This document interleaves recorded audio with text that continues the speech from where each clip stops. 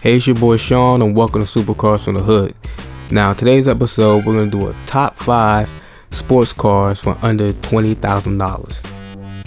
Quick disclaimer before we start. Research. Make sure you do your research when going to try and buy one of these cars. Carfax, check out VIN numbers, check out car history, do everything you got to do. 9 out of 10 the cars on this list are going to be used and abused, but if you do your research, you're going to find the perfect car for you. Now let's get the ball rolling. Get started with number 5. Porsche Cayman. Now, I know what you're thinking. Why the hell is a Cayman number 5? Well, first, because at this price range, the Cayman is going to have over 100,000 miles on it, or it's going to have some kind of accident history, something crazy. You're not going to find any Cayman from any year that's not gonna, for 20-something thousand dollars, it's not gonna have tons of miles on it or tons of problems, and that's why it's so low on the list. The Cayman has a naturally aspirated 2.7 liter inline 6 that makes 245 horsepower with 200 pound-foot of torque, with a top speed of 162 miles per hour and a 0 to 60 time of 5.8. While it's not the fastest car on today's list, believe me, it isn't the slowest. I think the Cayman is the perfect daily driving sports car. It's easy to handle, not a ton of power, not crazy reckless, and you can put stuff in the trunk. And the coolest thing to me about this car is that mid-engine. Unlike the 911, which is rear engine, the Cayman is mid-engine. And I think anybody who owns a mid-engine Cayman should have the engine put under glass. I think that's the coolest thing ever. And like all cars on these lists I create, this is a car I look to buy myself. Now, I'm not in that price range, but if I was, this would be one of the cars I look to. And I probably would save up a little more money to get a better, lower mileage car, but a lot of people don't have that kind of time and they want to get the car with the money they have now. And I think for $20,000, a Cayman is a perfect daily sports car to get into. Number 4, a 5th generation Mustang GT. And for the purposes of today's video, I'm gonna put a year on that, 2014, because from all the research I've done, the 2014 variation is the car with the least amount of miles on it. I don't know if it has something to do with the fact that the next generation car was unveiled that same year and people decided after maybe a year or two to trade in their Mustang GTs to get in that new model. What I do know is the Mustang GT has a 5-liter V8 that makes over 400 horsepower and has over 400 pound-foot of torque. And it has a 0 to 60 time of 4.5 seconds.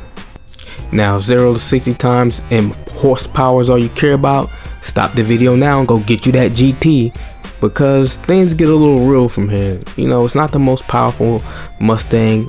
You can't afford the ones that are above it. Also, it drinks gas like people drink water. It is a gas guzzling beast. I don't care what the MPGs they put online says. I know people who own these cars and they suck the gas up. It just does. If you don't care about that, then good.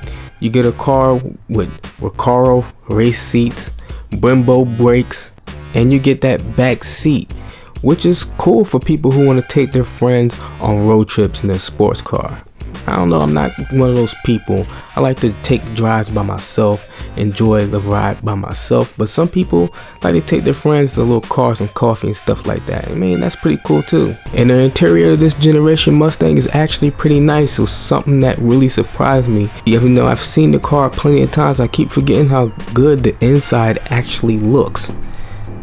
And if you like that kind of thing and that kind of styling with that kind of power, then the Mustang GT is for you. Number 3, Mazda Miata. Now, you can get an NC at that price and low, but what I'm really talking about is the MD. Oh, I love that car. I love the way it looks. I love the way it's built. I like the weight of it. Just everything about it, I like it. Even though they do have a target top, I like hard top cars more than I like soft top, but it's $7,000 more. And like Doug DeMiro said, that's $7,000 too much. And if you can find this car for under $20,000 with a hard top, then sir, you got the juice. I don't know what it is you're cooking in the kitchen, but you need to serve it, because all of us want a little bit of that. And we all know the Miata's numbers, 150 something horsepower, 150 something, 60 something torque, but it's really not about the horsepower or the 0 to 60 time with this car. It's about whipping it in the corners, just taking that thing on a drive on a weekend and going in the back roads, putting the top down and getting to those twisty, turny roads. Now, that's my only issue with this car. We don't have those where I live. I live in New York City, and basically all I can do is find potholes and a slew of traffic. So that wouldn't be the right car for my current living situation. But if you like driving in the back roads, you don't want a car with so much horsepower that it scares you, you just want to enjoy the ride, then the Mazda Miata is the perfect sports car for you. And any car enthusiast, is basically the perfect machine. It's beautiful as well. So what else can I say other than try it for yourself? Number 2, the Honda S2000. And I know I done messed up now, because the fanboys are gonna be all on it, gonna ask me how the hell you can put the S2000 over the Miata. What the hell is wrong with this guy? He's insane and he's nuts. Well, it's not really about which car is better, it's about what car you can get for under $20,000. And I usually pick the cars that I think of the most when I think of that price range, and this one is what I kind of think of. And I usually look for this car before I look for a Miata. It's just something about the styling, and it has a little more horsepower, you know, and the fact that Honda doesn't make them anymore. And I think if they did try to make them again, they would ruin it.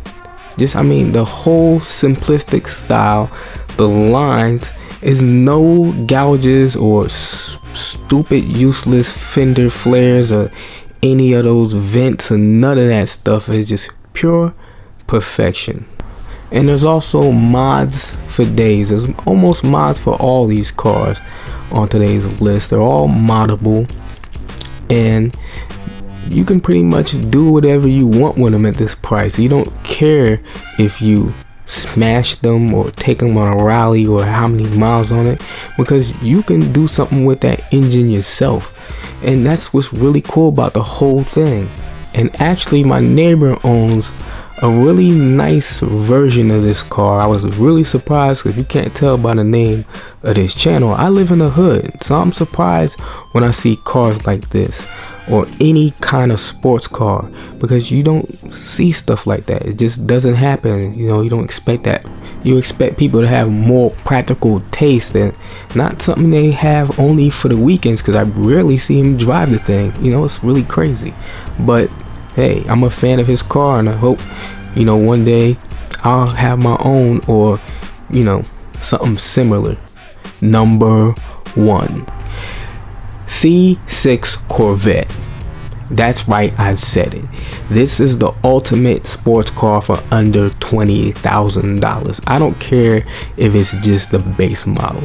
It has a V8 that makes 400 horsepower with over 400 pound-foot of torque. And I know what you're thinking, but this got plastic parts inside of it, and it's, you know, just kind of cheap inside. It's $20,000. I don't care what's inside of it. It's not like I bought it brand new. If it was a Stingray and I went and spent $50,000 on it, then yeah, I would care. But for $20,000, no. Give me this car, and I'll just mod it up. Might put a little more horsepower in it. I don't know. I might race it, or I just might drive it. You know, I can't drive it in the winter time, but any other time I'll know I have a Corvette, and that's just so damn cool. And I know there's a stigma about Corvettes being old men's car, but you gotta remember they're also kind of expensive.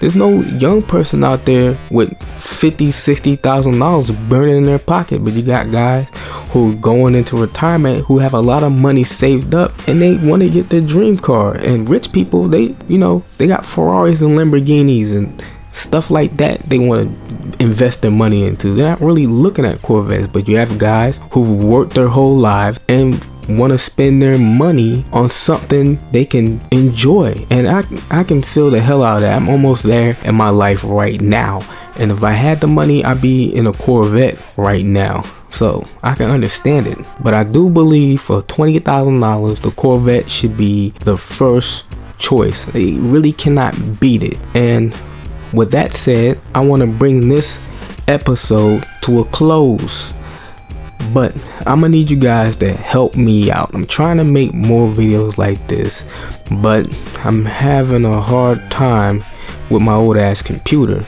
So I'm gonna need you to subscribe to the channel, and then I need you to come and see what I got planned next for the channel. So if you like the video, like the video. If you dislike the video, dislike the video. If you want to see what I got planned next, come see what I got planned next. I got a lot in store for the channel, and I want you guys to be there with me. All right, I'll catch you later.